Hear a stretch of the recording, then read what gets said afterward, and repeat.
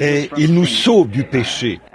Et maintenant, nous allons lire un petit passage. Et vous parlez pendant quelques instants à partir de la parole de Dieu. Parce qu'après tout, c'est ça la partie qui est entièrement suffisante, la parole.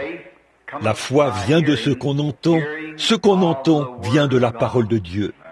Maintenant, courbons la tête un instant avant d'ouvrir sa parole.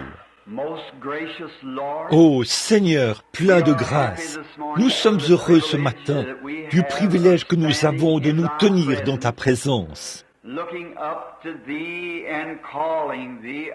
de regarder à toi et de t'appeler notre Père. Et nous nous rappelons que tu as dit dans nos Écritures, priez ainsi, notre Père qui es aux cieux, de savoir que nous sommes tout à fait impurs. Nous sommes nés dans le péché. Nous avons été enfantés dans l'iniquité. Et nous sommes venus au monde en disant des mensonges. Et nous sommes de misérables loques. Pourtant, par le sang de ton Fils, le Seigneur Jésus, et par la grâce imméritée qui nous était donnée, nous avons le privilège de lever les yeux et de dire « Père ». Oh, combien nous te remercions pour ceci. Et aujourd'hui, nous voudrions te demander, Seigneur, de sonder nos cœurs alors que nous adorons. Nous ne venons ici dans aucun autre but que de t'adorer. Et lorsque nous regardons en ce jour glorieux où nous vivons maintenant, il semble que tout a échoué. Mais il y a une chose sûre qui ne peut jamais faillir, c'est Jésus. Car il nous a dit, quand il était sur la terre, que les cieux et la terre passeraient, mais mes paroles ne failliront jamais. Alors, quelle assurance nous avons de faire reposer la destination éternelle de notre âme sur sa parole. Et maintenant, cela, elle nous a été donnée sous la forme d'un livre appelé la Bible, sachant qu'elle a été écrite par le Saint-Esprit et qu'elle ne peut être interprétée que par le Saint-Esprit. Puisse-t-il venir maintenant sur cette parole écrite et parler par des lèvres mortelles à des oreilles mortelles et en donner la compréhension éternelle. Accorde-le, Père. Fais que cela stimule nos cœurs, de sorte que nous l'aimions davantage et que nous ayons une meilleure communion avec lui pour nous rapprocher de lui dans la communion.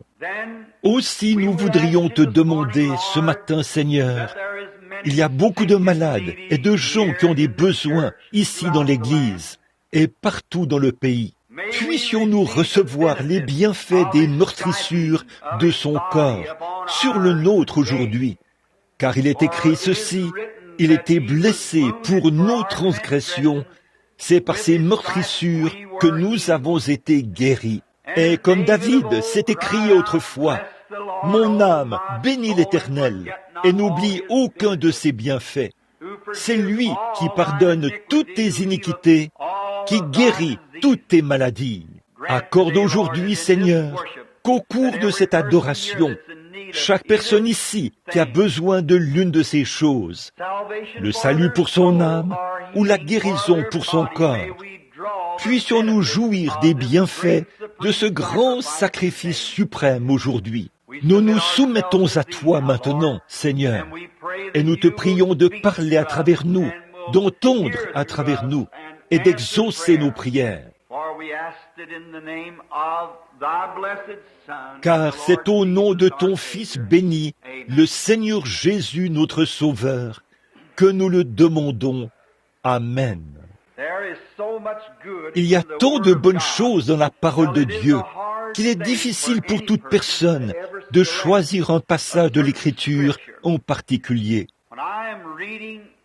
Lorsque je lis la parole, je dis « Ceci semble tellement beau, je vais souligner cela. » Et quand j'irai à la prochaine réunion, c'est sur ce sujet-ci que je vais prêcher. Puis je m'assois pendant quelques instants et j'écoute l'Esprit quand il me parle. Et très peu de temps après, je lis un peu plus loin.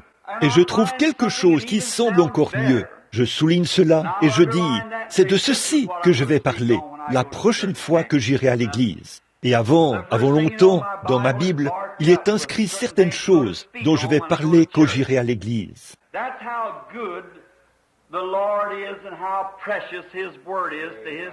C'est dire combien le Seigneur est bon et combien sa parole est précieuse pour ses saints. Quel grand privilège nous avons aujourd'hui, en cette heure où, semble-t-il, il n'y a plus d'espoir, de quand même trouver un fondement sûr et solide, c'est-à-dire la parole. J'avais à cœur, il y a quelques jours, lorsque j'ai dit à Frère Neville, où je lui envoyais un message par notre sœur Wood, que j'allais parler ce matin de l'écriture sur la muraille. C'était un message que le Seigneur m'avait donné pendant que j'étais dans le train, alors que je revenais de la Californie. Mais dans ce message, il y avait des choses si étonnantes, en une heure comme celle-ci, que ça laisserait les gens de voir que les grandes choses, y compris ce Spoutnik moderne dont vous entendez tant parler, sont révélées dans la parole de Dieu.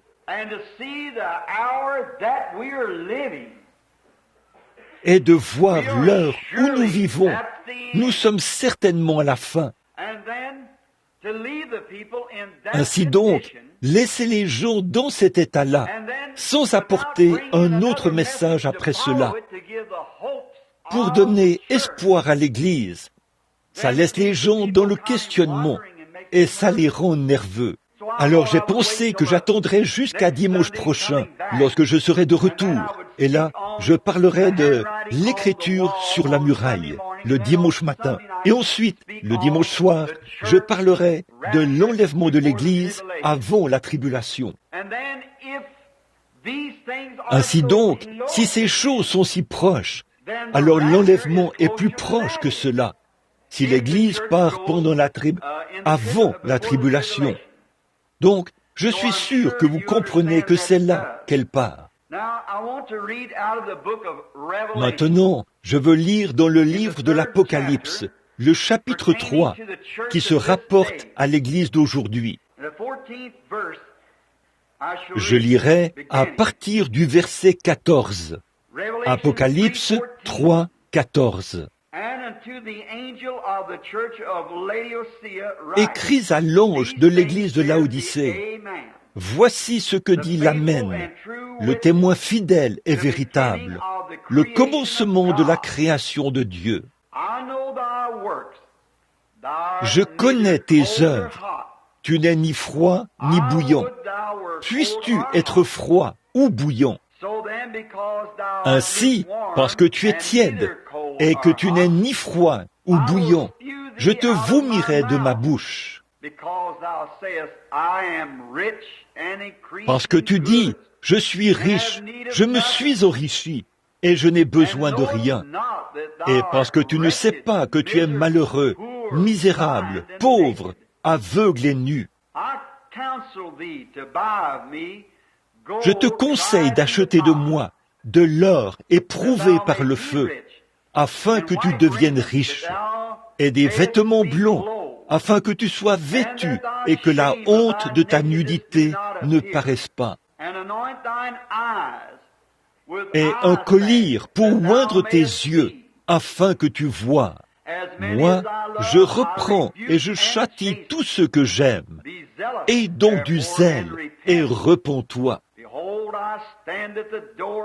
Voici, je me tiens à la porte et je frappe.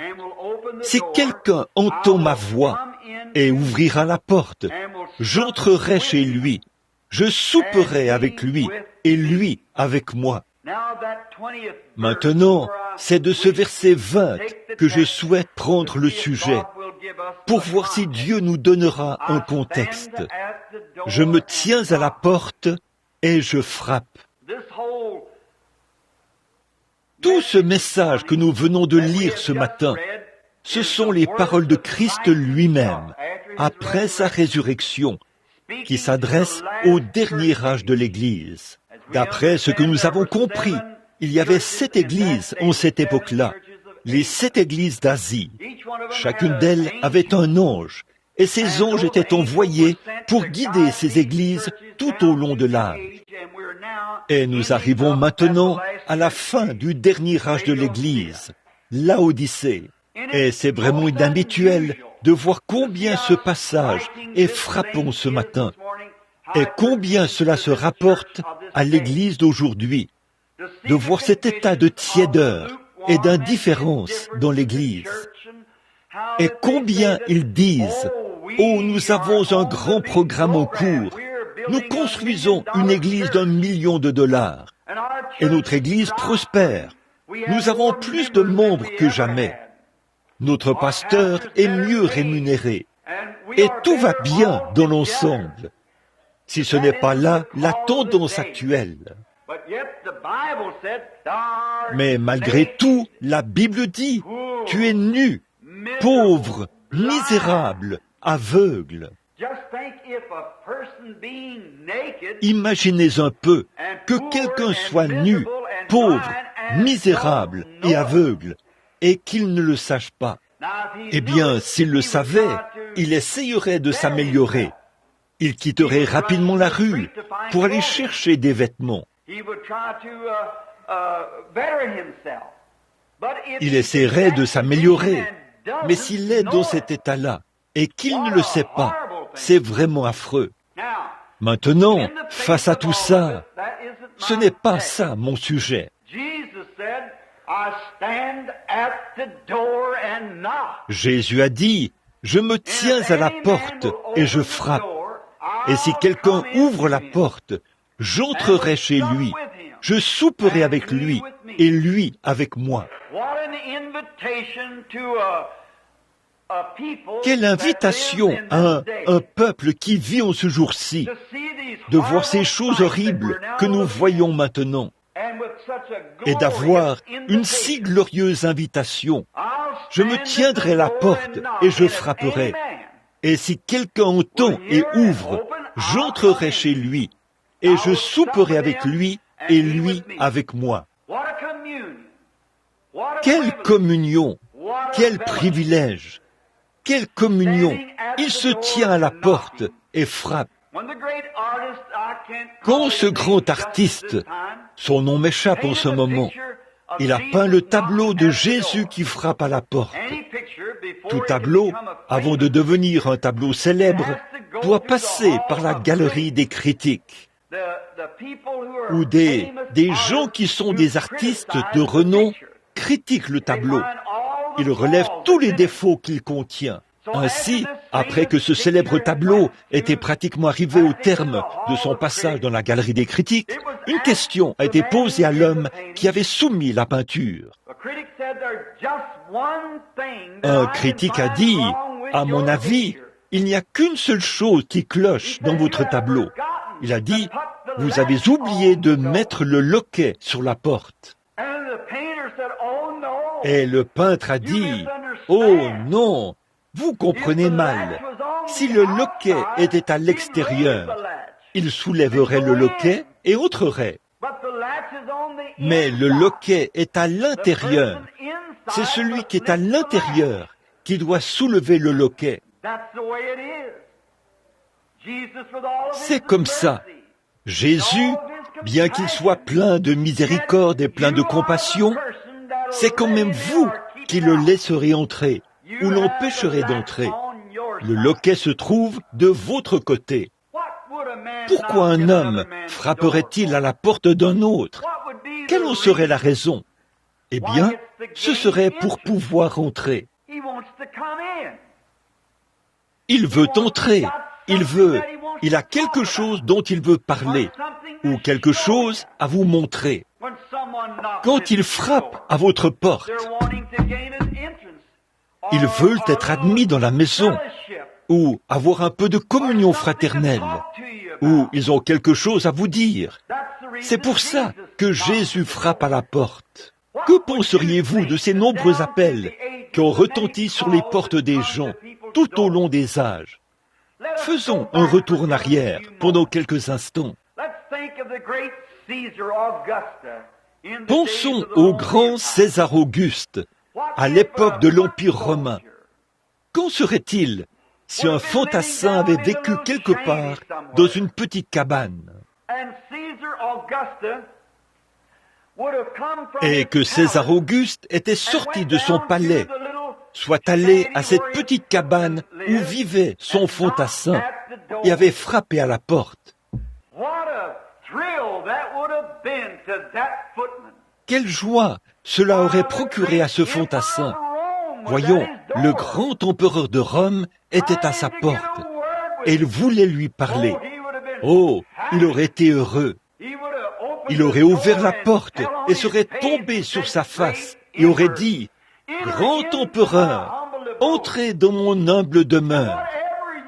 Tout ce que vous verrez ici et qui vous intéresse est à vous. » Il aurait certainement été ravi d'avoir un tel privilège, recevoir l'empereur de Rome en son jour. Quel privilège ça aurait été pour un paysan à l'époque d'Adolf Hitler en Allemagne, le Führer de l'Allemagne.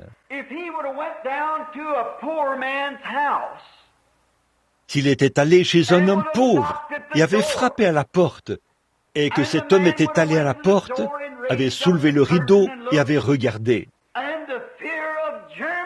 Et voici que le Führer de l'Allemagne, le grand Hitler, se tiendrait à sa porte, le chef, le dictateur de l'Allemagne.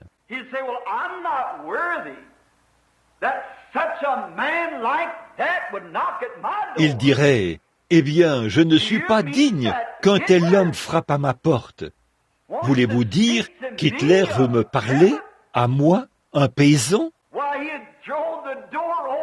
Eh bien, il ouvrirait la porte, tomberait sur sa face et dirait, « Hitler, veuillez entrer chez moi. Certainement, tout ce qui est ici est à vous, grand Führer de l'Allemagne. » Certainement, il aurait été heureux de l'avoir fait. Non seulement cela, mais il aurait été honoré de l'avoir fait, de penser qu'Hitler serait venu à sa porte. Et vous devez faire attention à l'importance de la personne qui frappe à votre porte.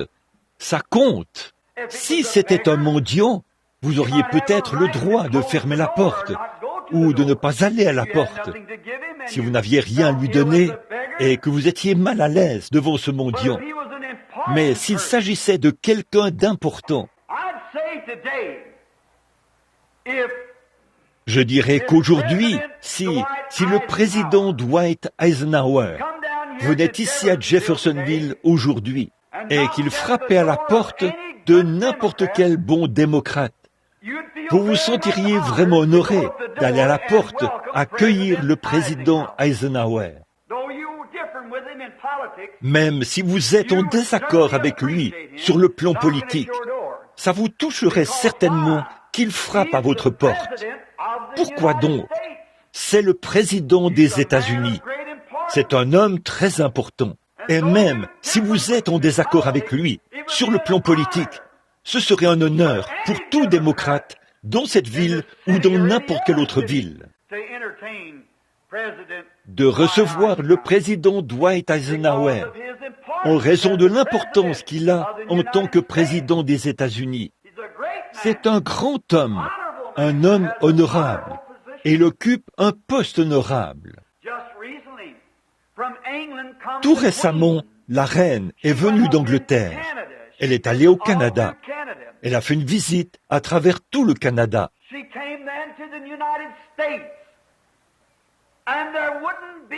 Ensuite, elle est venue aux États-Unis. Et il n'y aurait personne aux États-Unis qui ne serait pas heureux que cette reine lui rende visite. Qu'auriez-vous pensé ce matin si la reine d'Angleterre, bien que vous ne soyez pas l'un de ses sujets, vous êtes un sujet américain, mais peu importe, qu'en serait-il si elle venait frapper à votre porte? Et vous verriez ses servantes et tout qui se tiennent là, et elle vous dirait, « Je suis la reine d'Angleterre. Je suis venu vous rendre visite. Quel honneur ce serait, vu son importance. Elle est la reine, est l'une des plus grandes reines du monde. C'est la reine d'Angleterre. Pourtant, elle n'a aucun pouvoir dans ce pays. Mais le fait que c'est quelqu'un d'important, vous seriez heureux de la laisser entrer. Je serais heureux de la laisser entrer, de savoir que j'ai le privilège et l'honneur de recevoir la reine d'Angleterre. Mais, Jésus se tiendra à la porte et frappera, et nous l'empêcherons d'entrer. Nous n'ouvrirons pas la porte. Nous le laisserons simplement frapper. Et qui est plus important que Jésus? Dites-moi, celui qui est plus grand que lui.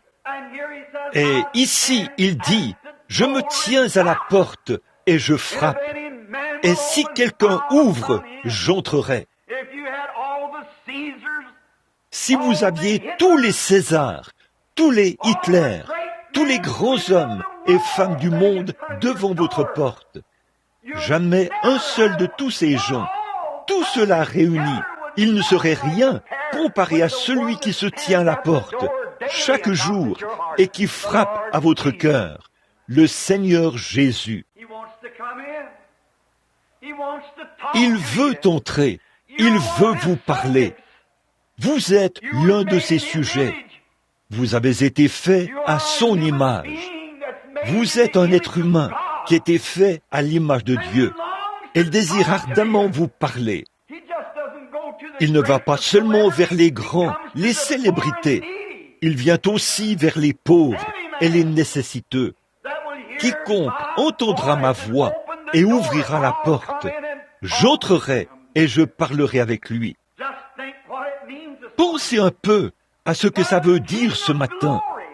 Pour le roi de gloire, pour le grand je suis, pour celui qui était dans le buisson ardent, pour celui qui a séparé les eaux de la mer Rouge, pour que les enfants d'Israël puissent passer, ou celui qui a parlé et le soleil s'est arrêté, celui qui a formé la lune et les étoiles et qui les a placées dans leurs orbites pour qu'elles brillent, celui qui a dit « Lazare, sors !» et un homme mort depuis 4 jours est mis dans la tombe et est revenu à la vie. Pensez-y, celui qui est allé dans la fosse aux lions avec Daniel et qui l'a protégé des lions, celui qui est entré dans la fournaise ardente avec les enfants hébreux et qui a soufflé le feu loin d'eux, celui qui s'est tenu là et a dit « Je suis la résurrection et la vie. Celui qui croit en moi vivra, quand même il serait mort. Quiconque vit et croit en moi ne mourra jamais. » Il se tient à la porte d'une humanité déchue. Il frappe et essaye d'avoir accès à l'âme. Et nous avons rejeté cette personne très importante.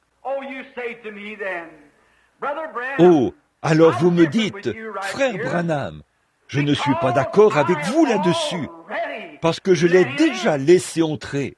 Bon, ça, c'est très bien. Je suis si heureux que vous ayez fait cela, que vous l'ayez laissé entrer. Mais alors, savez-vous quoi? Il semble qu'après l'avoir laissé passer la porte, vous avez tout un tas de petits appartements dans votre cœur. Et après l'avoir accueilli à la porte, reste juste là, mais ne regarde pas partout dans ma maison. Pouvez-vous vous imaginer en train de dire au Führer qu'il peut entrer, mais qu'il ne peut pas regarder partout dans la maison? Bon, monsieur le Führer, vous pouvez rester ici, à la porte. Monsieur Hitler, mais ne vous avisez pas de regarder dans ce placard-ci. Ne vous avisez pas de regarder ici. J'ai quelques petits secrets que je ne veux pas que vous connaissiez. C'est ainsi que nous, qui nous disons chrétiens, traitons parfois Jésus. Tu peux entrer. Oui, je crois que tu es le Fils de Dieu, mais ne te mêle pas de mes affaires. Voyez, Voilà la zone dangereuse. Vous avez de petits endroits dans votre cœur, de petites portes qui mènent à de petits placards secrets dans votre cœur. Les chrétiens en ont, et beaucoup de ceux qui laissent entrer Jésus ne sont pas disposés à laisser Jésus agir selon sa volonté. Il n'est pas tout à fait le bienvenu. Si je viens chez vous et que vous m'accueillez dans votre maison, j'ai l'impression d'être votre frère. Et je peux aller où je veux, si je suis vraiment le bienvenu. Si je viens chez vous, j'ai l'impression que si vous me dites « Sois le bienvenu », ça veut dire que je suis le bienvenu partout dans la maison. Je n'hésiterai pas à aller partout. Si je veux m'allonger un peu, j'irai dans la chambre à coucher. Et si je veux manger un peu, j'irai à la cuisine. Je me sentirai comme quelqu'un qui est le bienvenu. Qu'en serait-il si vous veniez chez moi ou moi chez vous et que vous disiez « Bon, vous pouvez rester là, mais ne vous avisez surtout pas d'ouvrir cette porte-là. Ne vous avisez pas d'aller ici. Je ne serai pas vraiment le bienvenu. » Eh bien, c'est comme ça aujourd'hui avec les gens qui se disent chrétiens. Vous dites « Oh, je fais partie de l'Église. » C'est bien, mais voyez-vous, la raison pour laquelle il y a tant de problèmes dans l'Église, la raison pour laquelle il y a tant de confusion dans l'Église, tant de mécontentement dans l'Église, ce n'est pas parce que Jésus n'y est pas, c'est parce que Jésus ne peut pas accéder aux endroits où il veut aller. Nous avons ces petits compartiments et nous disons « Oh non, ne touche pas à ça. Bon, tu peux entrer, mais oh, c'est à peu près tout. Je vais adhérer à l'Église, mais par contre, laisse-moi m'occuper de mes propres affaires. » Jésus veut être le chef suprême de votre être. Et le seul moyen pour lui de vous bénir, c'est quand il devient votre Seigneur. Seigneur, c'est la domination, la possession. Qui vous a créé? Jésus. Qui a droit à chaque compartiment de votre cœur? Le Créateur. N'ayez aucun secret devant lui. Ouvrez votre cœur. Parlons à présent, pendant quelques instants, de certaines de ces petites portes. L'une d'elles, c'est la petite porte de l'égoïsme. Oh, nous voyons tellement de ça dans le cœur des gens qui professent être chrétiens. Égoïste. Oh, c'est pour moi et pour mon groupe. Tant que ça vient de ma dénomination, c'est bon. Mais si ça vient de l'extérieur, si ce n'est pas une église baptiste, ou si ce n'est pas mon église presbytérienne, ou mon église pentecôtiste, si c'est en dehors des assemblées, ou ainsi de suite, ça ne vaut rien. Alors, voyez-vous, Christ ne peut pas avoir la domination. Il ne peut pas être Seigneur. S'il est Seigneur, il domine. Si vous dites, eh bien, j'aimerais qu'il fasse une certaine chose pour moi, mais si je peux tirer tant de cela, j'irai à l'église, si ça peut amener les gens de ma communauté à avoir une meilleure opinion de moi. Mais vous ne voulez pas ouvrir cette petite porte. Je vais l'accepter, mais je ne vais pas le laisser entrer dans ce petit endroit-ci, parce que je suis comme ça depuis mon enfance. Et j'ai l'impression d'être un peu mieux que ce genre de personne. Je vais laisser entrer Jésus, mais je n'irai jamais dans l'une de ces petites missions, l'un de ces endroits où ils crient tous « Amen, gloire à Dieu et Alléluia ». Je vais le laisser entrer, mais je n'irai pas là-bas. Il n'est pas votre Seigneur. Mes brebis entendent ma voix. Il est alors votre Seigneur. Il est le chef. Je vais le laisser entrer. Si on m'emmène dans la meilleure église de la ville, peu m'importe qu'on mette, si je voulais aller dans la basse-cour, ou qu'il veut que j'aille, c'est là que je voudrais aller, tant qu'il m'appelle. Je vais le laisser entrer, parce qu'il est mon Seigneur. Tout ce qu'il veut faire, qu'il le fasse. Il y a une autre petite porte qui s'appelle l'orgueil. Oh, que d'horribles petits démons noirs sont accrochés dans ce cœur plein d'orgueil, qui vous font penser que vous êtes meilleur que quelqu'un d'autre. Voyons, je ne peux pas envoyer mes enfants là-bas. Ces gens-là ne s'habillent pas comme il faut. Les gens qui fréquentent ce lieu ne sont pas de ma classe. Si Christ est Seigneur dans votre cœur, nous sommes tous de la même classe, à cause du même esprit. Nous sommes tous baptisés pour former un seul corps. L'orgueil, vous vous sentez un peu, vous avez un petit complexe. Oh, vous ne voulez pas que Jésus touche à cela, parce que ça dégraderait votre statut social dans la communauté. Je préférerais que mon statut social dans la communauté soit dégradé, plutôt que d'effacer mon nom du livre de vie de l'agneau. Mais ils ne veulent pas le laisser entrer. Ce petit orgueil l'empêche d'entrer. Oh, Jésus, oui, je vais adhérer à l'Église, je vais t'accepter. Mais, oh, ne regarde pas dans ce placard-ci. En effet, tu peux très bien t'asseoir sur une chaise, près de la porte. Mais je ne voudrais pas te laisser entrer dans ce placard-ci. Dans ce cas, il ne peut pas être votre Seigneur. Il faut qu'il ait accès à chaque pièce de la maison, à chaque compartiment, à toutes les petites choses secrètes de la vie. Il faut qu'il ait accès à tout cela. C'est alors qu'il deviendra Seigneur. Pourquoi veut-il venir dans votre cœur? C'est pour être votre Seigneur. Il frappe à la porte pour être votre Sauveur. Et si vous avez dans votre cœur de l'égoïsme, de l'orgueil, de la malice et toutes ces choses, il ne peut pas être Seigneur. Même si vous l'acceptez et le faites entrer, il ne peut pas être Seigneur. Quand il est Seigneur de tout. Et c'est pour ça qu'il frappe. Oh Seigneur, dites-vous, laissez-le entrer. Je veux entrer et souper. Le souper, ça signifie la communion. Quand on est en communion l'un avec l'autre, là, le Seigneur et vous, vous êtes copains. Vous êtes partenaires.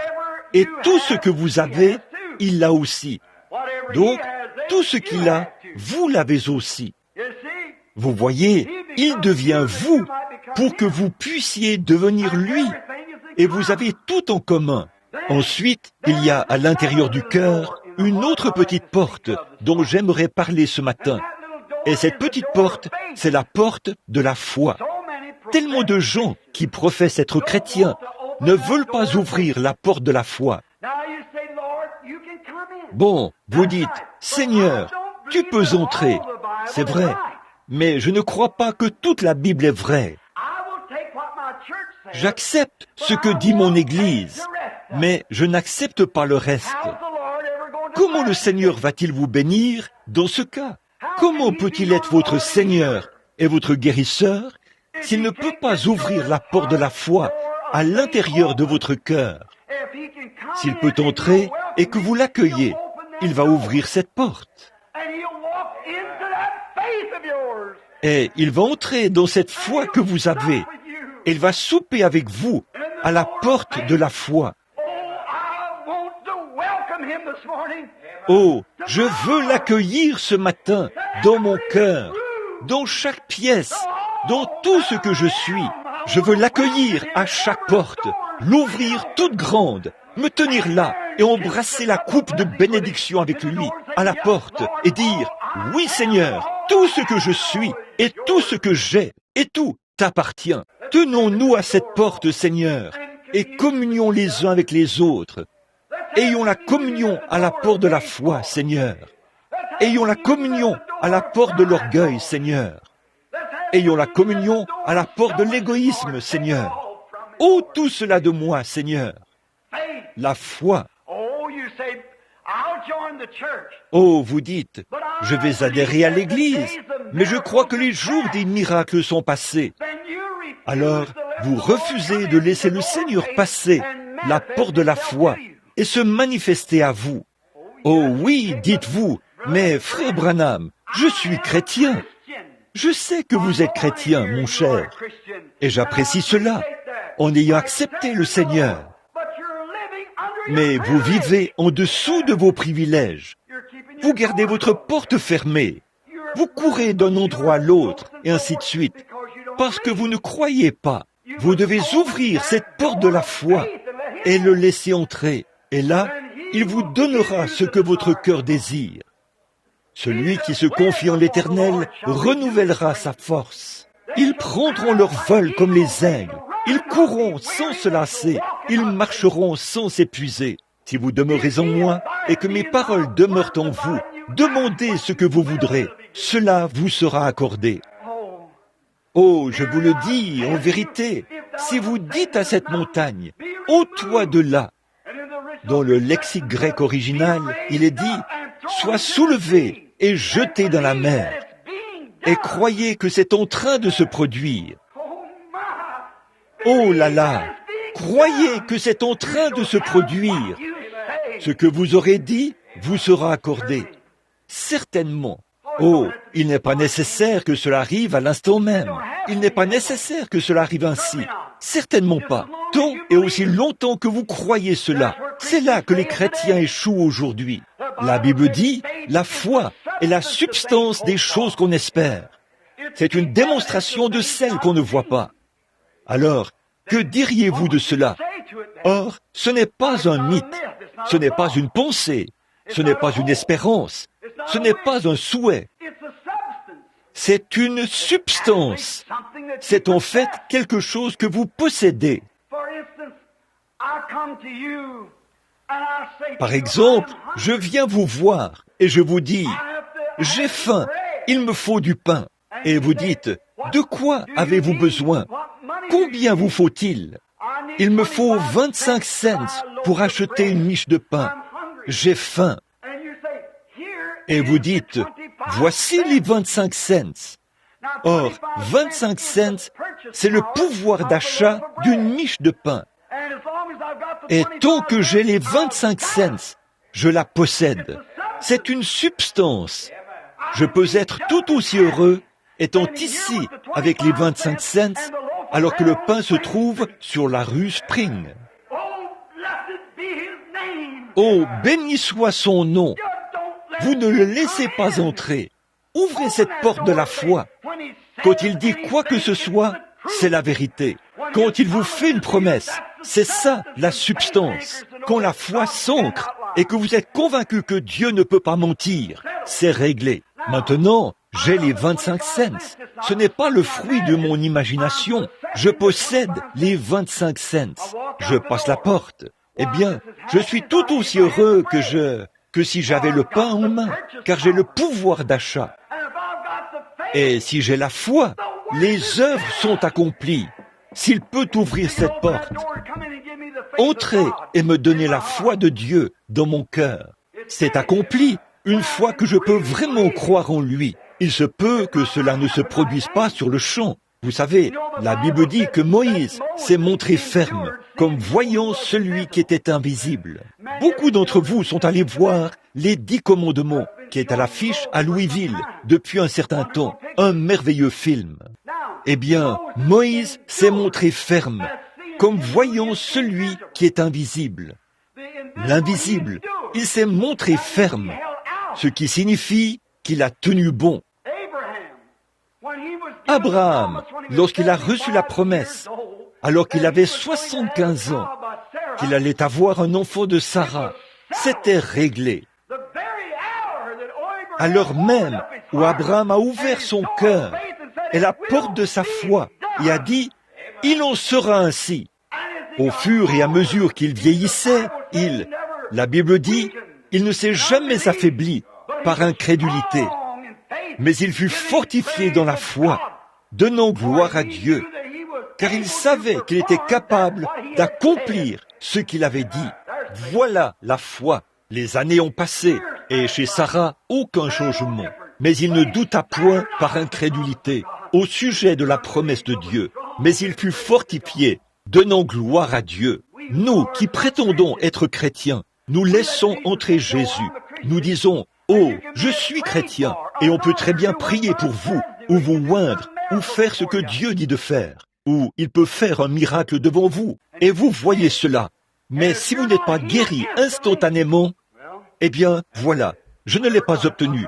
Je reviendrai la prochaine fois. Vous voyez, ce n'est pas de la foi. Vous devez le laisser entrer et dire, Seigneur, voici la porte, entre et prends le contrôle. Et lorsqu'il entre là-dedans, c'est réglé pour toujours. Je me tiens à la porte et je frappe. Il essaye de passer cette petite porte de la foi. Si seulement il peut se frayer un chemin là-dedans, alors c'est une affaire réglée. Lorsque je marche avec les 25 cents en main, pour moi, c'est tout aussi valable que le pain, car j'ai le pouvoir d'achat de la substance que je veux. Et une fois que la foi s'ancre dans un cœur, rien ne peut l'ébranler. L'œuvre est terminée. Dieu a réglé la question. C'est réglé pour toujours. Je descends la rue, je traverse la rivière, je passe à travers le buisson de ronces. J'ai de plus en plus faim. Je n'ai pas encore le pain, mais pendant tout ce temps où j'avance, je me réjouis parce que j'ai le pouvoir d'achat et l'assurance que le pain m'appartient. Oh, béni soit son saint nom. Avant d'arriver là-bas, il se peut que j'ai des crampes. J'ai tellement faim. Il se peut que je délire au point de me débattre comme un fou pour me frayer un chemin à travers les buissons. Mais tant que je détiens les 25 cents, le pain viendra forcément. Voilà, c'est ça. Tant que cette foi est ancrée, il se peut que les médecins m'abandonnent, tout le monde, mais je serai là, je serai guéri. Dieu l'a dit, je le laisserai passer la porte de mon cœur. Ma foi lui a été donnée, et il m'a fait la promesse, et rien n'y fera obstacle. C'est là, la foi. La porte de la foi. Combien de chrétiens l'empêchent d'y entrer? Combien de pentecôtistes l'empêchent de passer cette porte de la foi? Combien de baptistes? Combien de presbytériens? De méthodistes? Cette porte. Oh, il y a beaucoup de portes. Il y en a encore une dont je vais parler. C'est la porte de vos yeux.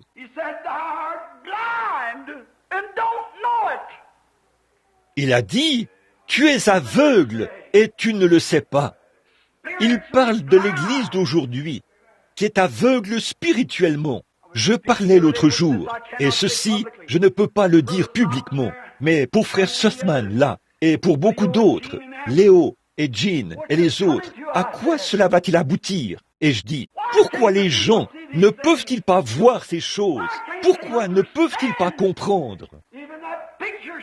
Même cette photo-là devrait ébranler les nations. Mais pas même un journal ne pouvait la publier. Qu'est-ce que George J. Lacey du FBI a dit? Il a dit, Monsieur Branham, ça se retrouvera dans les magasins d'articles à petit prix, un de ces jours, mais pas de votre vivant. Cela ne sonnait pas juste. Cela n'a jamais bien résonné, jusqu'à l'autre jour. Je me suis dit, c'est vrai, pensez aux fous de Portland. Pensez aux sorciers guérisseurs en Inde. Pensez aux petits poissons sur la rivière, Freywood. Pensez aux choses qui sont infaillibles, les preuves. Et pourtant, c'est à peine si je peux aller faire une grande campagne. Il y a de la résistance. Quelque chose voudrait permettre cela, mais il y a de la résistance. Qu'est-ce qu'il y a? Ils ont reconnu Élie seulement après son départ. Ils n'ont pas reconnu beaucoup d'entre eux. Ils ont reconnu qui était Jean seulement après qu'il a été décapité. Ils ont reconnu que Jésus était le sauveur du monde seulement après qu'il a été crucifié et qu'il est ressuscité. Saint Patrick haïssait l'Église catholique et il a protesté contre elle. Mais après sa mort, ils l'ont canonisé, faisant de lui un saint. Ils ont reconnu qu'il était un saint seulement après qu'il était mort et enterré. Ils n'ont jamais reconnu que Saint François d'Assise était un saint. Il a protesté contre l'Église catholique. C'était un prédicateur ambulant qui marchait avec une Bible sous le bras. Il était descendu à la rivière pour prêcher et de petits étourneaux se sont mis à piailler. Il a dit, « Petite sœur, taisez-vous, je prêche la parole de Dieu. » Et ils se sont tus. Mais ils n'ont reconnu cela que longtemps après sa mort. Jeanne d'Arc, qui a sauvé la France.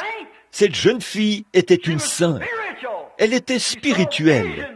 Elle avait des visions. C'était une femme spirituelle. Elle entendait des anges lui parler. Elle entendait la voix de Dieu. Elle avait des visions. Qu'est-ce qu'ils ont dit? C'est une sorcière. Et l'Église catholique a dressé un bûcher et l'y a conduite et l'a brûlée. Ces prêtres ont fait cela alors qu'elle implorait miséricorde à grands cris. 200 ans plus tard, ils se sont rendus compte qu'elle était une sainte. Alors, ils se sont beaucoup repentis. Ils ont déterré les corps de ces prêtres qu'ils avaient brûlés et les ont jetés dans le fleuve. Ça, c'est beaucoup de repentance, bien sûr. Mais ils ne l'ont reconnue qu'après qu'elle était venue et repartie. Jésus a dit, ils ne pouvaient pas croire, parce qu'Ésaïe a dit, ils ont des yeux et ils ne voient pas, des oreilles et ils n'entendent pas. Pas plus tard qu'hier soir, sur la page de garde de ma Bible, j'avais noté une vision que le Seigneur m'avait donnée, il y a quelque temps, et que j'avais annoncée à l'Église. Et là, il m'a dit, va en Afrique, puis retourne en Inde. J'ai dit, oui Seigneur. Et quand M. Baxter m'a dit, au Canada ou à Chicago, il a dit, allons en Inde, laissons ces Afrikaans tranquilles. Ils ne veulent pas collaborer avec nous comme il faut. Très bien. Et je dis, je l'avais oublié. Quand je suis rentré à la maison, l'ange du Seigneur m'a rencontré entre les deux pièces. Une colonne de feu, une lumière, la même que celle-là. Et il a dit, va en Afrique, comme je te l'ai dit. Et un an plus tard, ils m'ont encore persuadé d'aller là-bas. J'avais oublié cela, je n'avais pas écrit cela, et j'étais avec mon fils là-bas, chez les Portugais, à Lisbonne. Chez les Portugais, j'avais été terrassé par la maladie toute la nuit, et le lendemain matin, j'allais dans la baignoire pour prendre une petite douche. Et alors que j'étais en train d'y aller, l'ange s'est tenu là et a dit, je pensais t'avoir dit d'aller premièrement en Afrique. J'ai dit, Seigneur Dieu, je ne suis pas digne d'être ton serviteur. J'ai dit, si c'est ce qui te plaît, retire ton esprit et donne-le à un autre. Et ce n'est qu'il y a quelques jours que j'ai pris les dispositions nécessaires pour aller en Afrique cette année. Ils sont en train de s'en occuper là-bas en ce moment. Et hier soir, je lisais cette vision. Dieu savait que j'échouerais à ce sujet. Dans cette vision, je n'ai pas vu cela jusqu'à hier soir. Et j'ai appelé frère Softman, Léo et tous les autres, partout. La vision disait, tu iras d'abord en Inde et ensuite tu retourneras en Afrique. Vous voyez, je l'ai écrit moi-même. J'ai écrit la chose moi-même. J'ai sauté du lit où j'étais assis, tôt un matin, et je l'ai vu entrer dans la pièce. Et j'ai noté exactement ce qui y était dit, au fur et à mesure qu'il me le disait. Et je l'ai lu et relu de très nombreuses fois. Et je n'ai jamais remarqué cela. Et hier soir, quand j'ai appelé les frères, voilà que c'était juste là, sur la page de garde de ma Bible. Et un très grand nombre de personnes ont lu cela. Ça disait, des gens à moitié habillés sont venus là, et je leur ai prêché. Et ils se réjouissaient. Puis, une lumière est apparue. Par la suite, il a montré les blancs et les noirs ensemble en Afrique. Je n'avais jamais vu ça, bien que j'ai regardé cela directement. Nos yeux s'ouvrent. Ô Dieu, ouvre mes yeux afin que je voie. Laisse-moi regarder au-delà des rideaux du temps, Seigneur. Fais que je voie, Seigneur, ce qui m'entoure. Fais que je voie ce qui est sur le point d'arriver. Quand je pense aux êtres humains aveuglés sur cette terre, qui voient mais ne peuvent pas comprendre, ils voient Dieu venir dans la réunion et accomplir exactement les mêmes choses qu'il accomplissait quand il était ici sur terre. Ils voient Jésus-Christ, le Fils du Dieu vivant, accomplir, agir, faire exactement ce qu'il faisait quand il était ici sur terre. Mais ils ne comprennent toujours pas. Comment est-ce possible? Parce que leurs yeux ne sont pas ouverts. Ils s'ouvriront un de ces jours, mon ami, mais il sera trop tard à ce moment-là. Le temps sera passé. Et vous vous demanderez, alors, voulez-vous me dire que ceci, qu'un tel et telle chose, c'était ceci, et que je ne le savais pas? Ça leur passe au-dessus de la tête. Ils ne le saisissent pas. Est-ce que vous saisissez ce que je dis? Ça leur passe au-dessus de la tête. C'est vrai. Et vous vous attendez à ce que quelque chose de glorieux se produise dans le futur, alors que ça se produit maintenant même et vous ne le voyez pas. Ô Dieu, viens dans mon cœur et ouvre les portes de mes yeux afin que je voie. Comme Cléopas et son ami qui marchaient sur la route un jour en revenant d'Emmaüs ou en allant à Emmaüs. Et alors qu'ils avançaient sur le chemin qui y menait, il a parlé avec eux, il a marché avec eux, il a soupé avec eux. Mais les yeux de leur intelligence étaient fermés. Lorsqu'il est entré à l'intérieur et qu'ils se sont tous détendus, il a fait un petit quelque chose qu'il savait que personne d'autre que lui ne pouvait faire. Ça, c'était après sa résurrection. Et rapidement, dit la Bible, leurs yeux se sont ouverts. Il leur a ouvert les yeux, puis ils ont pris le chemin du retour en se réjouissant. Et ils disaient, le Seigneur est vraiment ressuscité, car il était avec nous tout le jour. Leurs yeux se sont ouverts.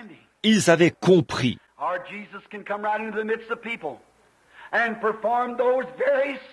Notre Jésus peut venir là, parmi les gens, et accomplir exactement ces mêmes actes.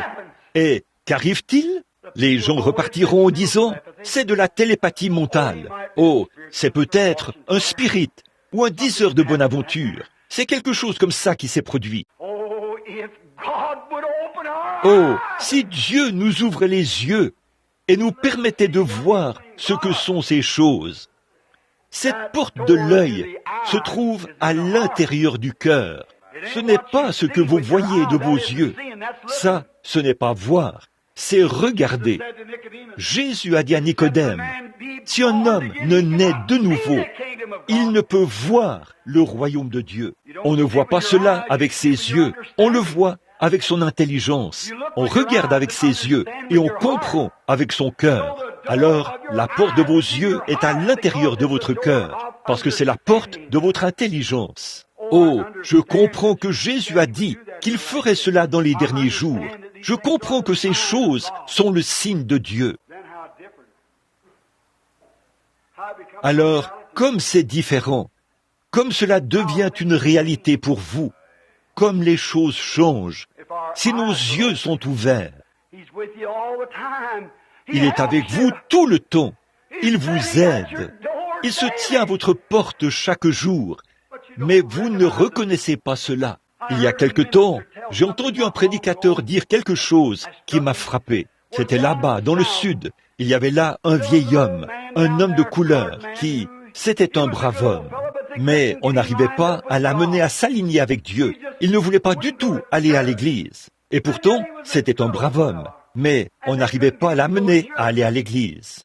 Alors, un jour, le pasteur et lui sont allés à une partie de chasse. Et c'était un très mauvais tireur. Il ne pouvait toucher aucune cible. Alors, ce jour-là, alors qu'ils rentraient à la maison, ils avaient abattu tellement de gibier qu'ils étaient chargés de gibier. Et ce vieil homme de couleur s'appelait Gabriel. Et il l'appelait par son diminutif, Gab. Donc, il était chargé de gibier qui pendait partout sur lui. Et c'est avec peine qu'il avançait. Il marchait derrière le ministre. Au bout d'un moment, il lui a donné une petite tape sur l'épaule et a dit, « Pasteur ?» Il a dit, « Oui, Gab, que veux-tu » Il a dit, « Dimanche matin, j'irai sur le banc des pénitents. Je prendrai ma place dans l'église pour y vivre jusqu'à la fin de mes jours. » Le pasteur a dit, « C'est très bien, Gab, mais qu'est-ce qui a causé ce changement subit? Pourquoi, alors que nous t'avons parlé, et que des gens pleins de piété, des saints, ont prié avec toi et t'ont supplié, et tu as détourné ton cœur? » Il a dit, « Patron, vous savez, je sais que je suis un mauvais tireur. Je n'arrive à toucher aucune cible. » Et il a dit, « Regardez le gibier que j'ai. Il doit certainement m'aimer. Sinon, il ne me l'aurait pas donné. » Voilà, c'est ça. Qu'est-ce que c'était? Ses yeux se sont simplement ouverts. Il a reconnu qui lui avait donné ce gibier, d'où il venait. Le bœuf connaît son étable. Le mulet connaît la crèche du maître. Mais mon peuple ne connaît rien, a dit le Seigneur. Ils ne savent certainement pas d'où viennent ces bonnes choses. Si seulement vos yeux étaient ouverts, afin que vous puissiez voir.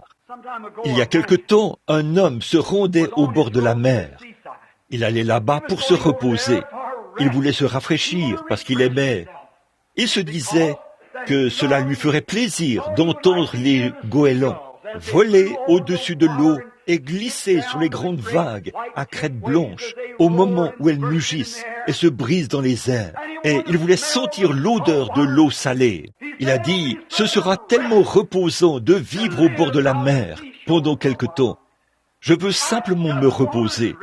Je veux vivre au bord de la mer pour voir tout ce que la mer a à offrir. Le ciel bleu qui se reflète dans l'eau, voir l'écume de l'eau salée bouillonner en grosses vagues, frapper et rouler. Et il a dit, si je peux me tenir là, regarder cela et entendre le cri des goélands. Et pendant qu'il se dirigeait vers le bord de la mer, il a rencontré un homme qui venait. C'était un vieux loup de mer, un vieux marin qui revenait de la mer. Il a dit, « Où vas-tu » Il a dit, « Je vais au bord de la mer pour profiter des bienfaits de la mer. »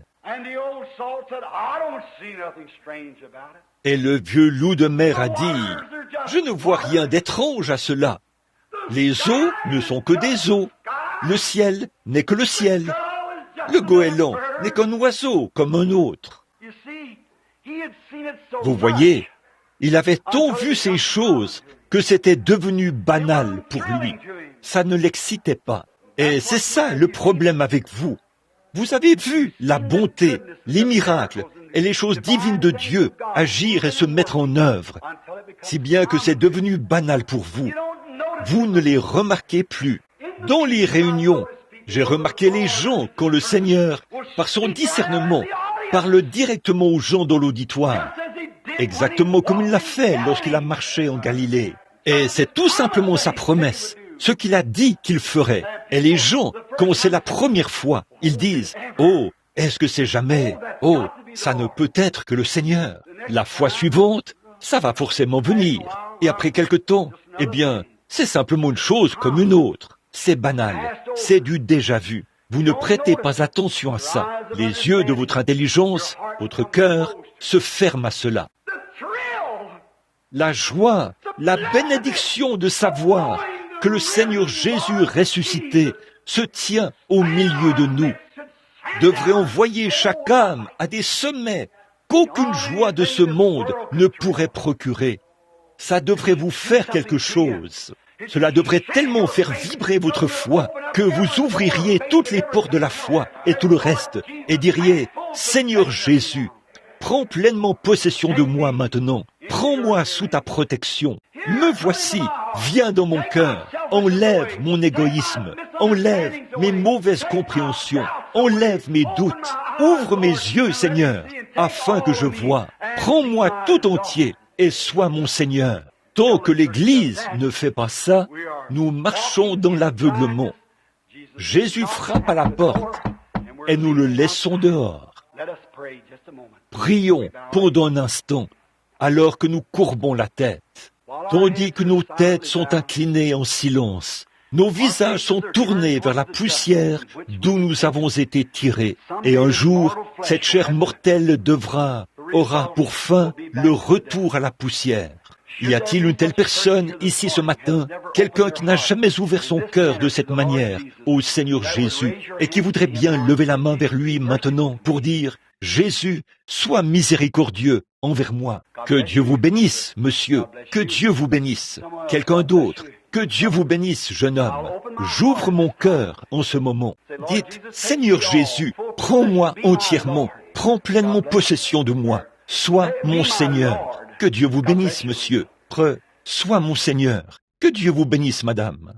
Sois mon Seigneur, le Seigneur de mon orgueil, le Seigneur de ma foi, le Seigneur de mes yeux, le Seigneur de ma vue, le Seigneur de mon ouïe, le Seigneur de mon appétit. J'aurais pu parler de toutes ces choses, mais le temps ne me permettait pas de le faire.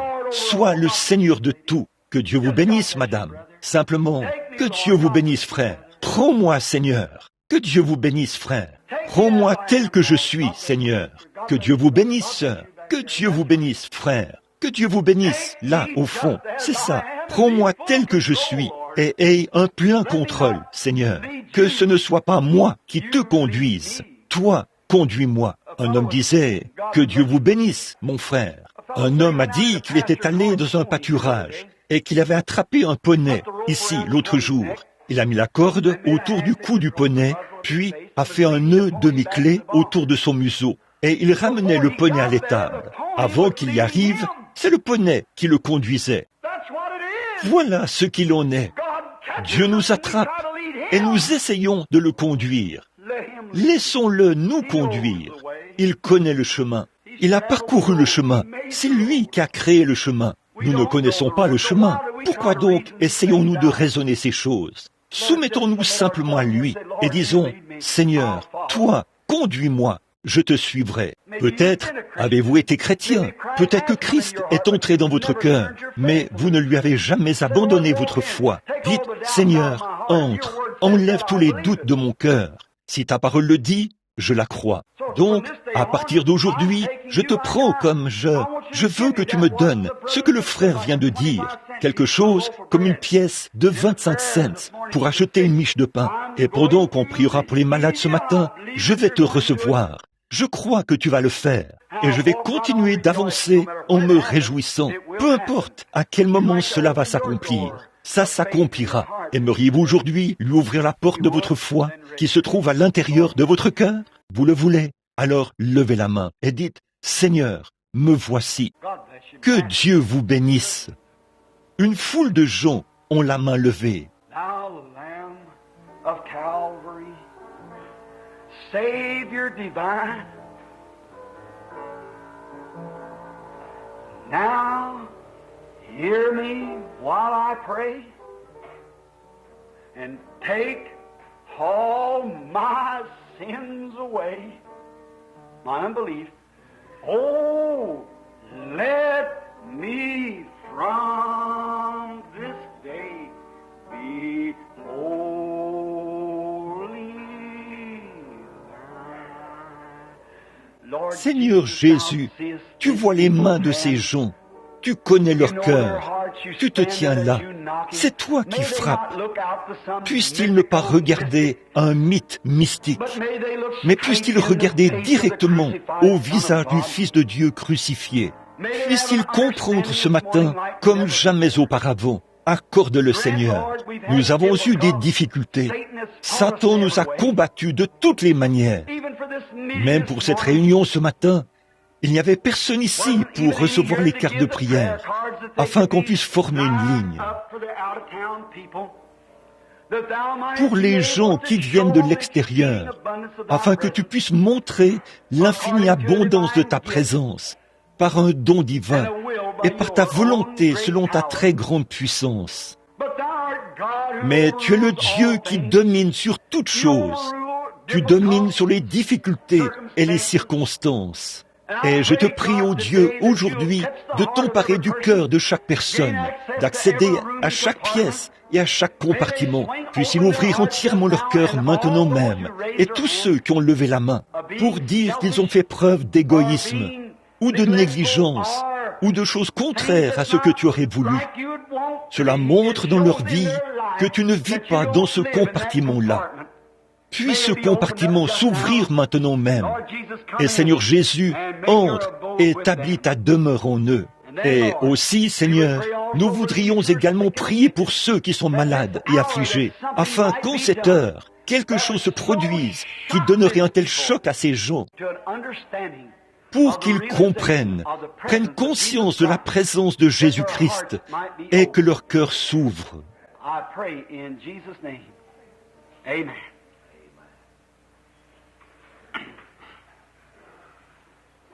Je prie au nom de Jésus. Amen. L'annonce a été faite à la radio et de vive voix au tabernacle que nous allions distribuer des cartes de prière aujourd'hui. Et la raison pour laquelle nous donnons des cartes de prière au tabernacle, c'est pour servir les gens qui viennent de l'extérieur. Voyez, quant à ceux qui sont de la ville, ici, nous prions pour eux tous les jours, ou de temps en temps, ici, au tabernacle. Mais pour servir les gens, la puissance de discernement se trouve uniquement en Christ. Et ça, tout le monde le sait. C'est uniquement en Dieu. Et donc, quand Christ était sur la terre dans un corps physique, comme nous avons aujourd'hui, il a parcouru la Galilée et différents endroits. À cette époque-là, il prétendait ne pas avoir le pouvoir de guérir les malades ou d'accomplir des miracles. Il a dit, « Je ne peux rien faire de moi-même. Je ne fais rien sans que le Père ne m'ait d'abord montré quoi faire. » Tout le monde qui connaît l'Écriture, Jean 5, sait que c'est vrai. Il n'accomplissait aucun miracle sans que le Père le lui montre. Il a dit, « En vérité, je vous le dis, le Fils lui-même, le tabernacle dans lequel Dieu habitait, son corps, le Fils ne peut rien faire de lui-même. Mais ce qu'il voit faire au Père, le Fils le fait pareillement. Et si vous l'avez remarqué, quand il est venu dans sa patrie, dans sa propre ville, qu'est-ce qui s'est passé? Il n'a pas pu le faire. Il a imposé les mains à des malades.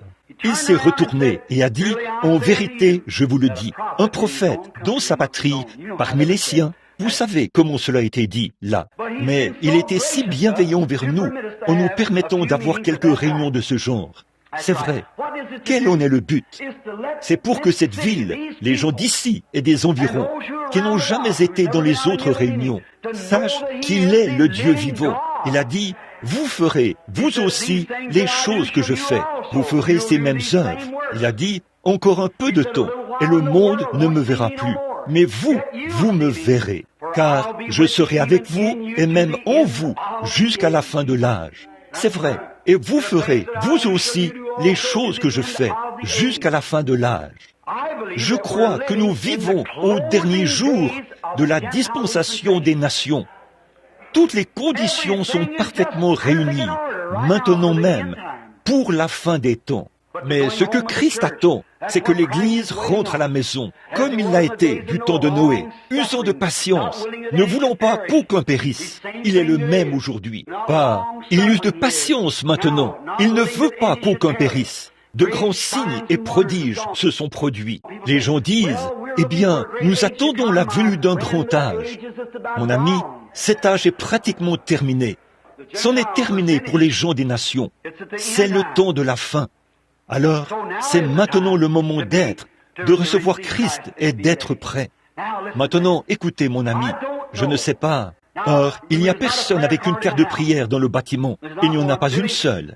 Billy était ici il y a quelques instants ou quelque part. Il avait une centaine de cartes à distribuer, mais les gens ne sont pas venus ici pour qu'il puisse les leur donner. Il fallait commencer le service, et ça, nous ne l'interrompons pas. Alors j'ai dit, je vais simplement appeler les gens et prier pour eux. Mais je sens que la présence de Christ est ici. J'ai le sentiment que je me suis préparé.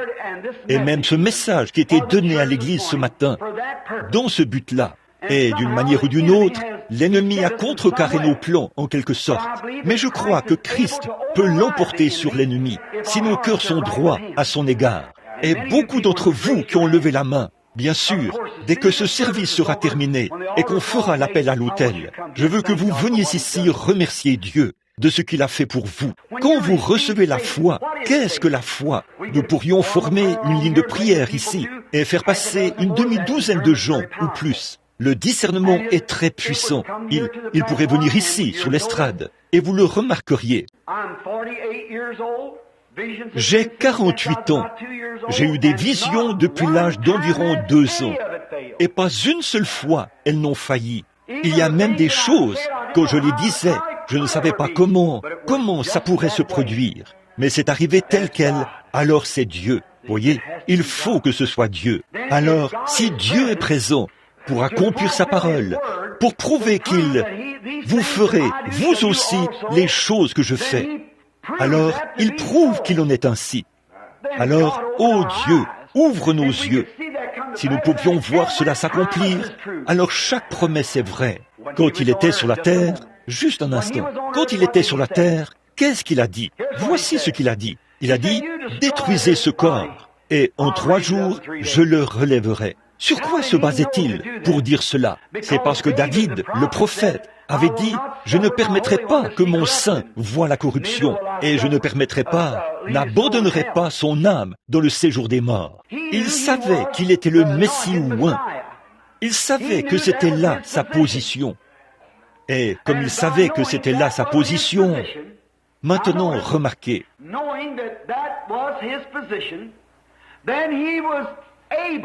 comme il savait que c'était là sa position, il a pu faire cette déclaration parce que cette promesse s'appliquait à lui. Il a dit, les Écritures ne peuvent être anéanties. Si votre intelligence s'ouvre, les Écritures ne peuvent être anéanties. Cette promesse s'appliquait à lui et il savait qu'elle devait s'accomplir.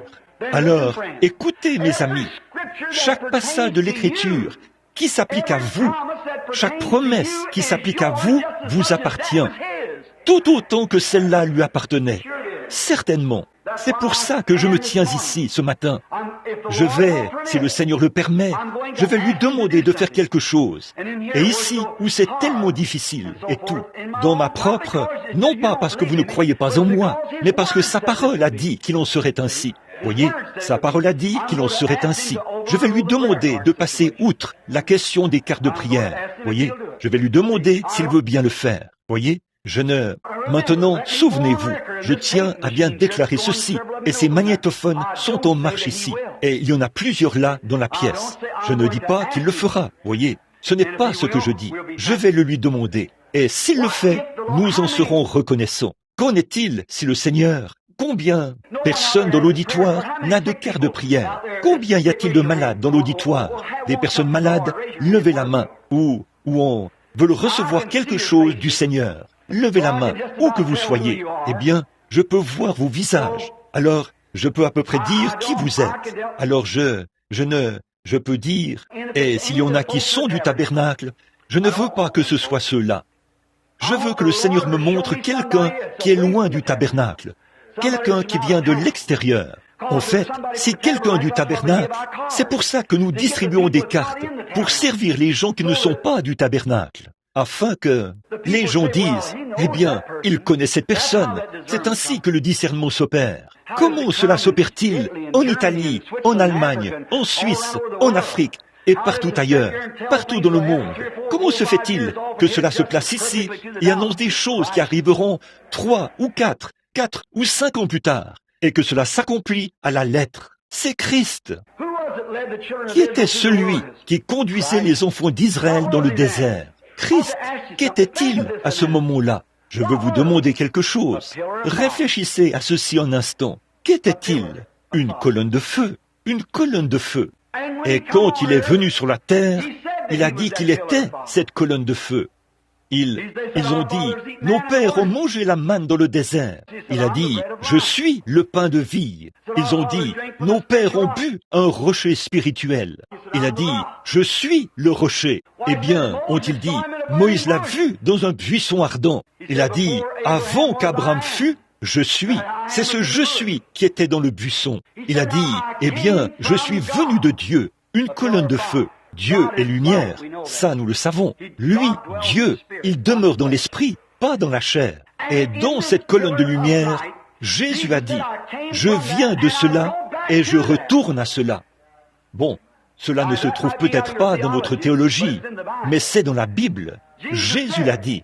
Et quand il est mort, qu'il est enseveli, qu'il est ressuscité, et que Saint Paul était en route vers Damas pour arrêter les gens, Jésus lui est apparu, de nouveau dans cette colonne de feu, et l'a projeté à terre.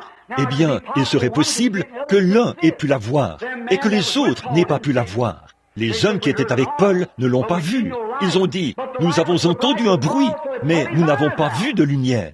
Mais pour Paul, la lumière était si éclatante qu'elle lui a fait perdre la vue. Et il était aveugle pendant un certain nombre de jours. La colonne de feu. Il est venu à Pierre, dans la prison, sous la forme de la colonne de feu. Et le voici aujourd'hui. Et si un esprit du diable est en vous, vous ferez les œuvres du diable. Si vous êtes un hors-la-loi, un esprit, si l'esprit de John Dillinger était en vous, vous porteriez des armes et vous tueriez des gens. Si l'esprit de quoi que ce soit était en vous, il vous ferait agir comme la personne. Si l'esprit de Christ est en vous, il agira comme Christ. Il fera les œuvres de Christ. Celui qui croit en moi fera aussi les œuvres que je fais. Voilà, c'est ça. Et maintenant, Je présente ceci uniquement pour la gloire de Dieu. Je deviens vieux et je sais que mes jours ne seront peut-être pas très longs sur la terre. Je ne sais pas. Ça, je ne peux pas le dire. J'espère que je vivrai assez longtemps pour voir la venue du Seigneur. Je ne sais pas si je le ferai, mais je ne sais pas si je prêcherai une autre prédication. Mais nous ne pouvons pas le savoir. C'est entre les mains de Dieu. Je ne sais pas. Mais voici une chose. Si nous lui demandons de venir parmi nous ce matin et qu'il fait quelque chose, la preuve infaillible de cela, montrant qu'il est le même Christ ressuscité et qu'il fait les mêmes choses que lorsqu'il marchait sur les rives de la Galilée. Je me demande combien diraient « Je renoncerai à une place dans la ligne de prière s'il ne m'appelait pas. Je renoncerai à ma place. » Et je crois que dans mon cœur, une foi s'ancrerait, qui me retiendrait fermement attaché à Christ, et je partirais de ce bâtiment ce matin. S'il venait dans ces corps humains qui sont ici ce matin et donnait à quelqu'un dans l'auditoire assez de foi, comme il en était de la femme qui a touché son vêtement, il a regardé autour de lui et a dit « Quelqu'un m'a touché ». Et ils ont dit « Eh bien, tout le monde te touche ». Il a dit « Mais je me suis affaibli ». Et il a promené le regard partout, jusqu'à ce qu'il trouve la femme. Puis il lui a dit ce qu'elle avait, quel était son problème, et lui a dit que sa foi l'avait sauvée. Ça, c'était Jésus. Montrez-moi qui que ce soit qui ait jamais vécu sur la terre, qui ait jamais fait cela en dehors de lui. Montrez-moi dans l'histoire où cela s'est déjà produit. J'ai le livre des martyrs de Fox. J'ai les premiers écrits de Joseph. J'ai les âges primitifs de Pemberman. J'ai les de Babylone, d'Islop. Jamais rien de semblable ne s'est produit jusqu'à ce jour-ci. C'est vrai, parce que nous sommes à la fin des temps. Nous sommes au temps de la jonction. Et le temps des nations se termine. Bientôt nous serons réduits en cendres et en poussière. Recevez-le. S'il le fait, je ne dis pas qu'il le fera. S'il ne le fait pas, nous allons former la ligne de prière. Mais s'il le fait, diriez-vous, je sais que cette personne est tout à fait inconnue. Et voici que Dieu fait cela. Je crois que le Seigneur Jésus est présent et il va prendre mon cas en main. Je vais le lui confier et je vais recevoir cela comme les 25 cents et repartir d'ici en remerciant Dieu pour ma guérison. Le feriez-vous? Levez la main pour voir. Combien ici déclareront qu'ils le feraient? Levez simplement les mains partout. C'est merveilleux. Oh là là. Maintenant, mettez-vous en condition. Ouvrez votre cœur. Dites, Jésus, si jamais tu as agi dans mon cœur, fais-le maintenant. Fais sortir toute incrédulité. Fais que je me réveille ici, que je me secoue. Est-il vrai que je suis passé à côté de quelque chose pendant toutes ces années et que j'ai manqué cela? Ai-je été fermé? Oh oui, je sais que tu es avec moi, mais t'ai-je laissé entrer partout pour pouvoir te voir? Si vous pouvez le voir ce matin, la foi s'ancrera et les maladies disparaîtront. Vous serez rétablis. Croyez-le maintenant. Oh là là, j'espère que vous le croirez. Oh Dieu, accorde-le, c'est ma prière. Maintenant, avant de le faire, prions. Oh Seigneur, ce jour où nous vivons est un jour terrible. Je suis conscient que s'il devait arriver quoi que ce soit, ce sera toi qui l'auras permis, Seigneur.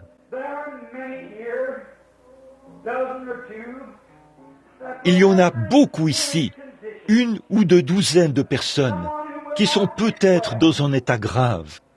Quelqu'un qui ne retrouvera pas la santé si tu n'interviens pas. Et je te prie de nous accorder cette bénédiction.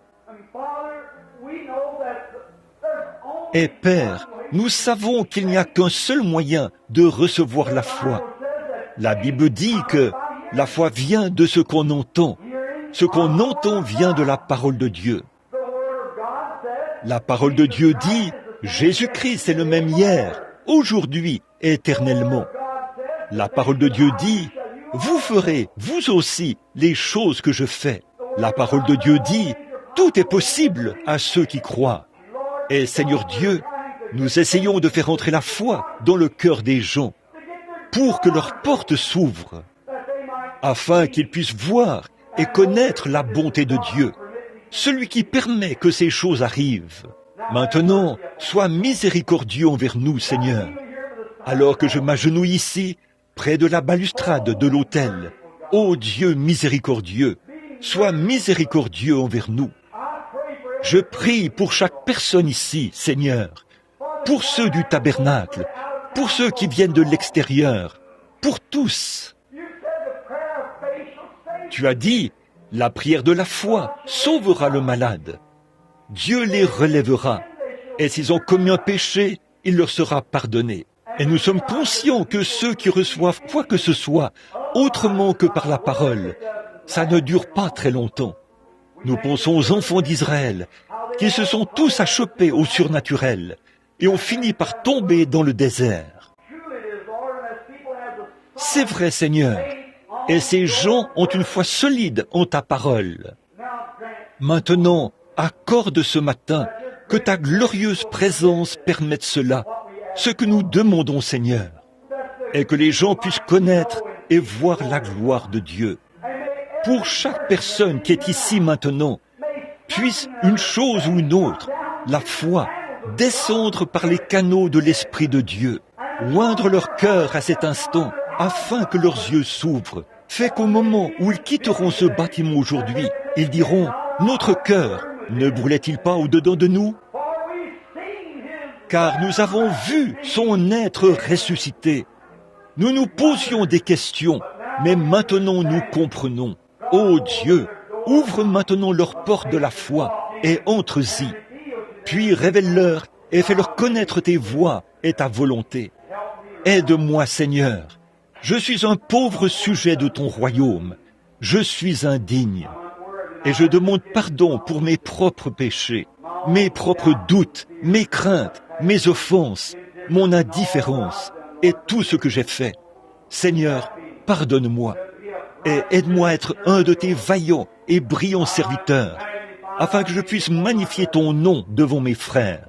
Dans les choses que je n'ai pas la force de faire, donne-moi de la force, Seigneur, non pas pour ma gloire, certainement pas. Seigneur, tu m'as éprouvé toutes ces années. Je prie de trouver grâce dans ton cœur ce matin, afin d'obtenir un peu de temps de communion avec toi et de souper avec toi.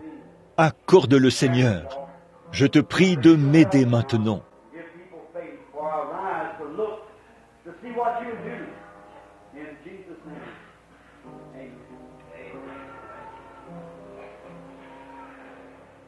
Donne de la foi aux gens, car je me lève pour regarder et voir ce que tu vas faire. Au nom de Jésus, Amen. Don't doubt, just believe, for all things are possible to them that believe. Maintenant, ne doutez pas, croyez seulement, car tout est possible à ceux qui croient. Now the Lord Jesus is not obligated to do this for us. Or, le Seigneur Jésus n'est pas tenu de le faire pour nous. Je vais lui demander de le faire pour au moins 3 personnes que je ne connais pas. 3 personnes que je ne connais pas, pour qu'il me révèle ce qui... Je veux que chacun de vous, qui avez besoin de quoi que ce soit, prie. Et ce qu'il va révéler, si c'est la vérité, vous le saurez. Si c'est la vérité ou pas. Si ce n'est pas la vérité, alors ce n'est pas la vérité. Vous le saurez vous-même. Mais si c'est la vérité, alors embrassez cela et recevez cela. Que ferait-il s'il se tenait ici ce matin? Qu'en serait-il s'il se tenait ici, à l'endroit où je me tiens, dans un corps physique comme moi? Si vous disiez, Seigneur Jésus, j'ai besoin de guérison, que pensez-vous qu'il dirait? Il dirait, eh bien, je l'ai fait pour toi. Quand je suis mort pour toi, combien savent que c'est la vérité? Certainement, c'est déjà accompli. Alors, qu'est-ce qui vous donnerait plus de foi? Le fait que Frère Neville et moi venions prier, vous imposer les mains et vous oindre d'huile? La Bible dit cela. Faire ça, c'est bien. Nous le croyons. Parfois, on n'oint même pas d'huile. Parfois, on a le discernement. On identifie les mauvais esprits et on les chasse. Parfois, c'est comme ça que ça se passe. Et parfois, c'est fait par le simple quand Jésus a marché. Maintenant, c'est ce qu'il a donné aux apôtres. C'est ce que les apôtres faisaient. Et bien des fois, il s'y prenait de différentes manières. Maintenant, qu'est-ce qui serait le plus efficace? Puisque nous avons eu tant de réunions ici, qu'est-ce qui serait le plus efficace maintenant? Ce serait de simplement laisser le Seigneur Jésus descendre lui-même pour prouver qu'il est ici, dans ce domaine surnaturel. Y a-t-il des gens ici, dans le bâtiment, qui savent que j'ignore ce qui ne va pas chez eux? Et qui ils sont? Levez la main, s'il y en a. Ceux qui sont dans le bâtiment et qui savent que je ne les connais pas. Levez simplement la main. Oui, monsieur, je pense que c'est partout. Très bien. Maintenant, le Seigneur, c'est à toi de décider, Seigneur. Voilà tout ce que je peux faire. Et Dieu notre Père, je te prie de l'accorder, afin que ces gens puissent, dans les 10 prochaines minutes, que beaucoup affluent vers l'autel, le cœur débordant, pour voir. Ouvre leurs yeux, Seigneur, ouvre leurs yeux, comme ceux qui sont allés à Emmaüs. Ils avaient marché avec toi toute la journée, sans te reconnaître. Mais quand tu as fait quelque chose qu'ils savaient que personne d'autre que toi ne pouvait faire, ils ont reconnu que c'était toi. Ça, c'était après que tu étais mort, enseveli et ressuscité. Maintenant, Père, accorde la même chose aujourd'hui parmi ces gens. Et la Bible dit que 3 témoins, c'est une attestation. Alors je prie, ô Dieu, qu'il y ait une confirmation ce matin, en présence des gens, sans qu'ils aient à venir sur l'estrade. Tout cela, c'est par ta grâce. Accorde qu'il en soit ainsi, Seigneur. Je te prie, à cause de Jésus et au nom de Jésus. Amen. Je sais que c'est un moment épuisant pour vous. Qu'en est-il de moi? Mais ce que je prêche, je le crois. Ce que je prêche, je le mets en pratique. Par la grâce de Dieu, je le mets en pratique. Que Dieu soit avec moi pour m'aider, afin que vous sachiez que je ne dis pas ces choses de moi-même. Vos yeux s'ouvrent et vous dites, « Eh bien, je connais Frère Branham depuis longtemps. J'ai vu ceci, mais je vous le dis, peu importe qui il est peut-être le fils de Charles Branham, et ainsi de suite. Mais je sais une chose, Dieu a fait quelque chose à travers lui. Alors, regardez à Dieu, ne regardez pas à l'homme. Ce n'est pas moi que Dieu veut montrer, il veut se montrer lui-même. C'est lui. Maintenant, si seulement il venait une vision.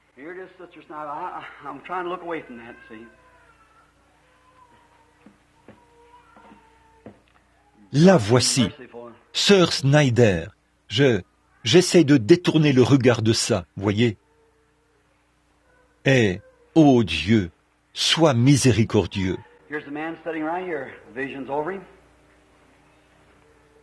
Voici un homme assis juste ici. La vision s'est arrêtée sur lui. Il regarde droit vers moi. Je suppose que je vous suis inconnu.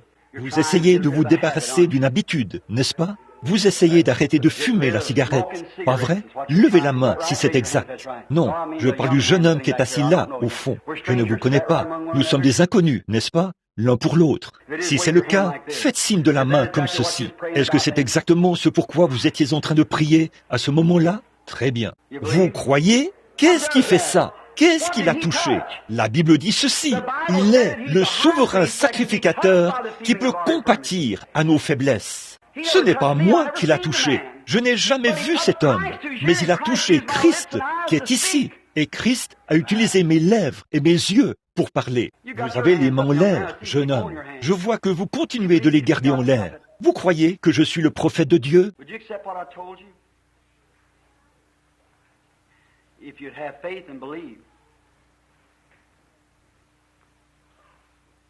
Accepteriez-vous ce que je vous ai dit? Si seulement vous aviez la foi et que vous croyiez.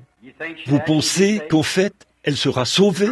Votre petite amie, c'est pour elle que vous priez, n'est-ce pas? Oui, vous voulez aussi qu'elle soit guérie, n'est-ce pas? Si c'est vrai, levez-vous. Vous, c'est vrai, n'est-ce pas? Maintenant, ayez foi en Dieu et vous le recevrez. Je vous suis inconnu, jeune homme. Je ne vous ai jamais vu. Sommes-nous des inconnus? Si nous sommes des inconnus l'un pour l'autre, levez les 2 mains bien haut. Je ne vous ai jamais vu de ma vie. Vous ne m'avez jamais vu. Maintenant, qui? Vous pouvez vous asseoir maintenant et recevoir ce que vous avez demandé. Votre foi vous l'a accordé.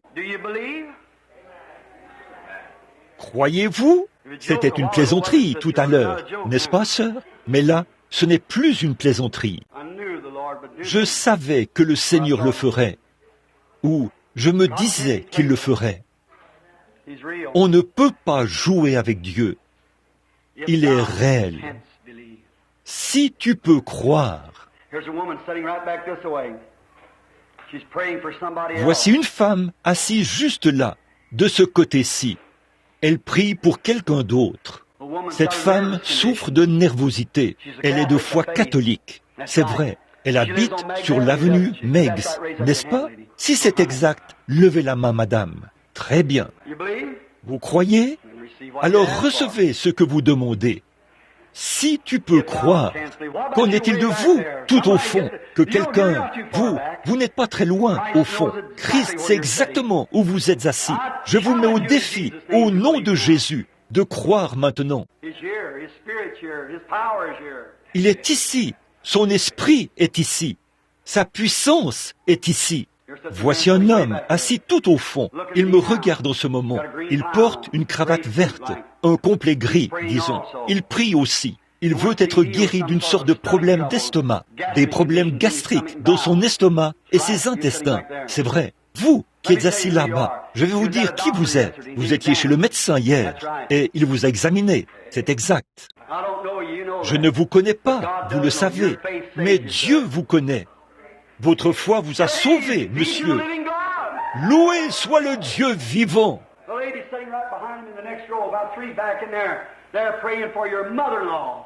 La dame assise juste derrière lui, dans la rangée suivante, environ 3 rangées plus loin, là-bas, au fond. Vous êtes en train de prier pour votre belle-mère, qui est infirme. Si vous croyez, très bien.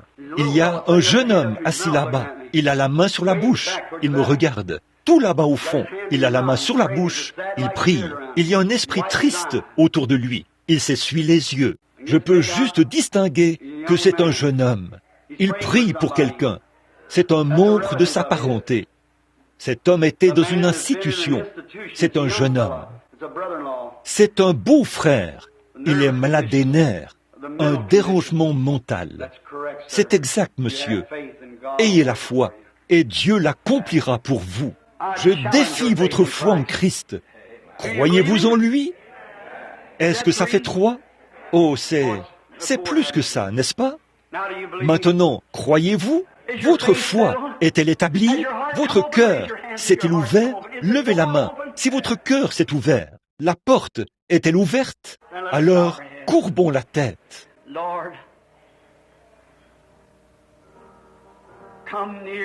Seigneur, approche-toi maintenant. Jésus béni. Ô Dieu, je te suis reconnaissant, Père, d'avoir accordé ces bénédictions, afin ces gens qui sont présents maintenant, sachent que ce n'était pas ton serviteur, c'était le Dieu du ciel, qui nous a honorés ce matin en venant au milieu de nous et en permettant que cela se produise, pour prouver à cette génération des gens des nations, avant qu'elle soit effacée de la terre, que tu es le Messie, tu es le Seigneur Dieu du ciel, tu es ici, ô Seigneur. Je te prie de donner un autre grand choc à ces gens, pour ainsi dire, ou d'ouvrir leur intelligence, car ils continueront de marcher dans leurs péchés s'ils ne croient pas en toi et ne confessent pas leurs doutes et leur incrédulité. Puissent les gens recevoir une bénédiction maintenant même, afin qu'ils sachent que le Saint-Esprit est présent et qu'il est tout aussi disposé à les guérir qu'il l'est à guérir n'importe qui d'autre. C'est basé sur « si tu peux croire ». Tout est possible. Seigneur, accorde-le. Et puisse ta puissance de guérison descendre dans le cœur des gens, maintenant même, et guérir chacun d'eux. Je te remercie, Seigneur. Lorsque Satan vient comme un lion rugissant, l'Esprit du Seigneur lève un étendard contre lui et le renverse. Lui, le grand Satan, qui prétend être le grand être. Mais c'est notre Seigneur Jésus qui est le grand être. Lui est Dieu le Père. Et je prie, Seigneur, que maintenant même, par ton esprit, tu te déplaces dans l'auditoire et que tu guérisses chaque personne. C'est par le nom du Seigneur Jésus que nous le demandons. Amen. Croyez-vous que vous êtes guéris? Croyez-vous cela? Par ces meurtrissures? Quelque chose s'est-il ancré au fond de votre cœur? Avez-vous les 25 cents qui vous feront quitter le bâtiment? L'avez-vous? Levez la main. Je l'ai. C'est une foi ancrée. Peu m'importe combien de temps cela prendra, combien de jours, combien d'heures. J'ai le pouvoir d'achat de ma guérison maintenant même. Et je vais quitter ce bâtiment maintenant même. Exactement comme si j'étais en parfaite santé. Il se peut que vous le soyez quand vous vous tiendrez debout. Il se peut que vous le soyez. Il se peut que vous ne le soyez pas pendant des semaines. Je ne sais pas, mais vous le serez si vous avez la foi pour le croire.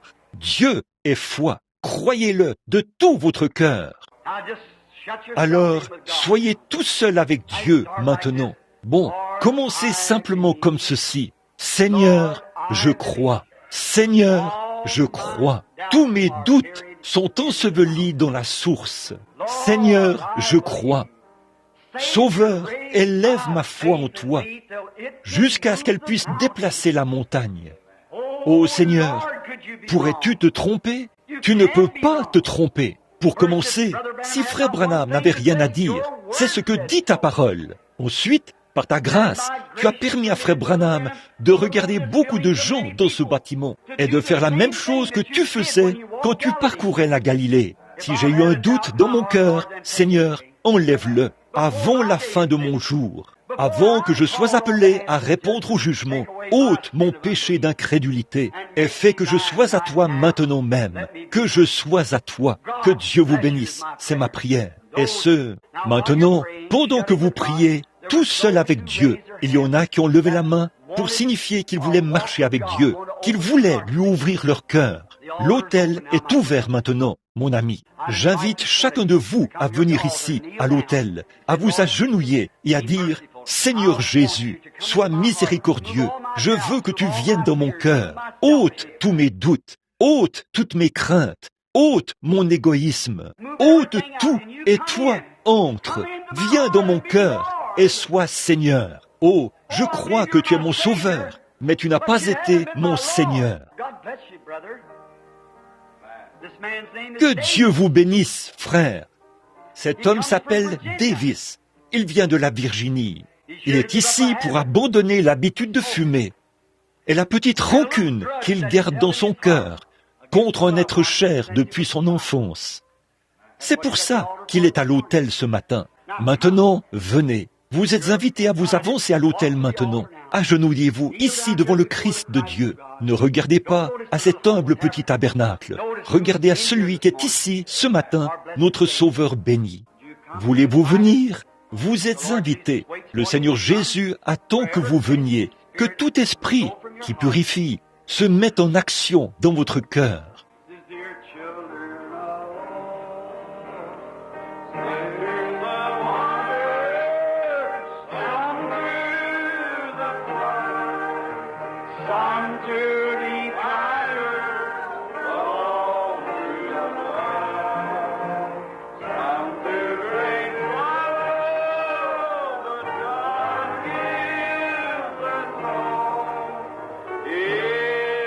This morning, kneel down in His presence.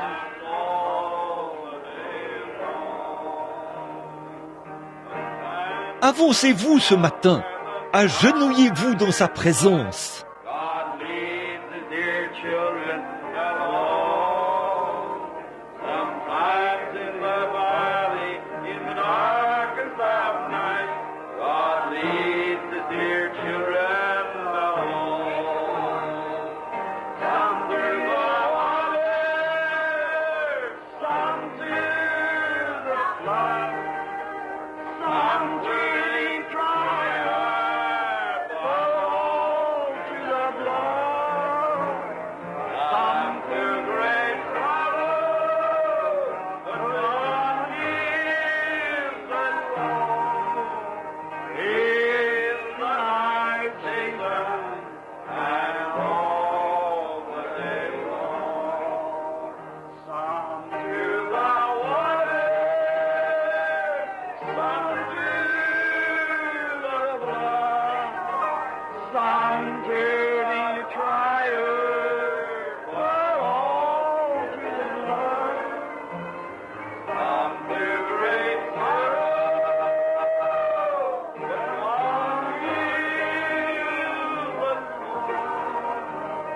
in the darkness and all the day long.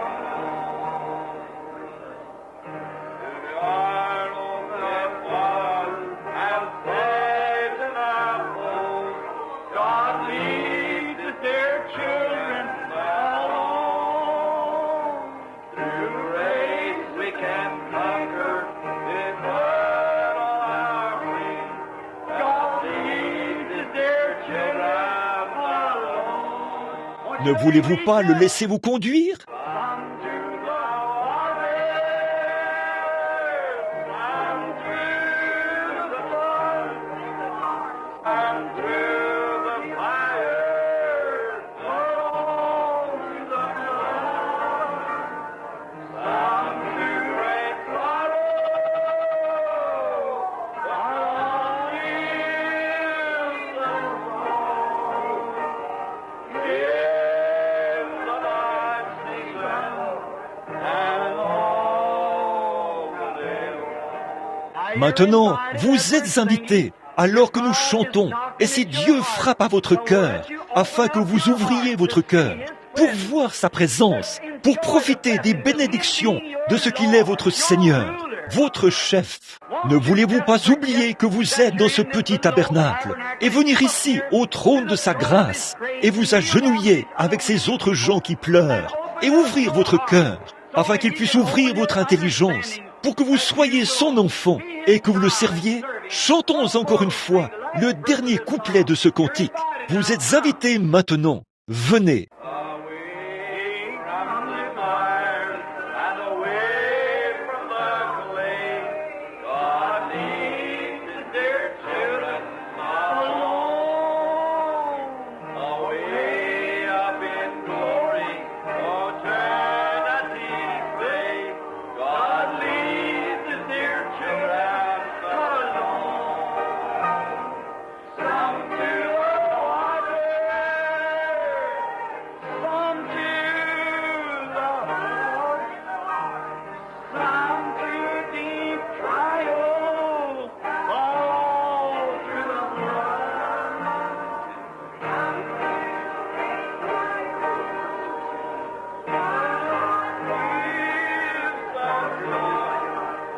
In the night season, all day long.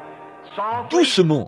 Some through the water, some through the flood, some through the fire, but all through the blood.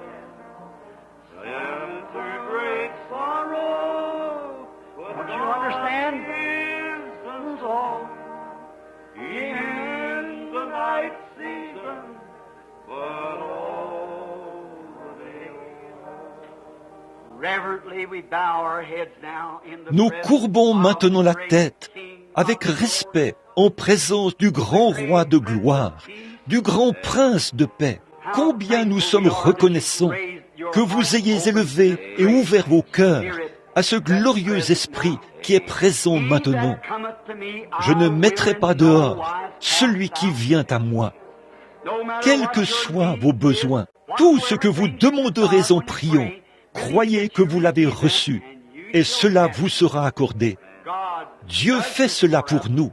Maintenant, les enfants, alors que vous êtes dans le bâtiment, courbez simplement la tête, partout où vous êtes. Soyez vraiment respectueux pendant que notre frère prie, et vous recevrez ce que vous avez demandé. Que le Seigneur vous bénisse abondamment maintenant, pendant que la sœur continue à chanter lentement maintenant. Our Father in heaven, we thank you this morning for this great manifestation of your precious love and power here in our very presence and in our midst.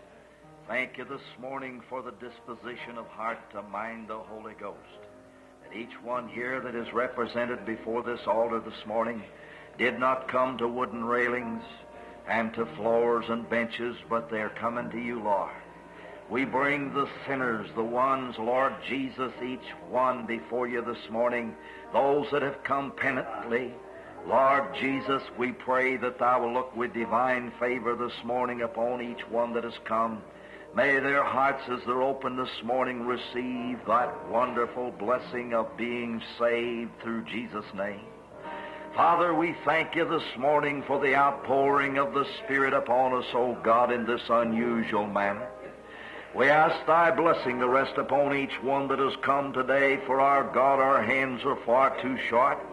Our words are incapable. Our thoughts are not as high as thy thoughts. We praise you this morning because you've ordained it that it should be so.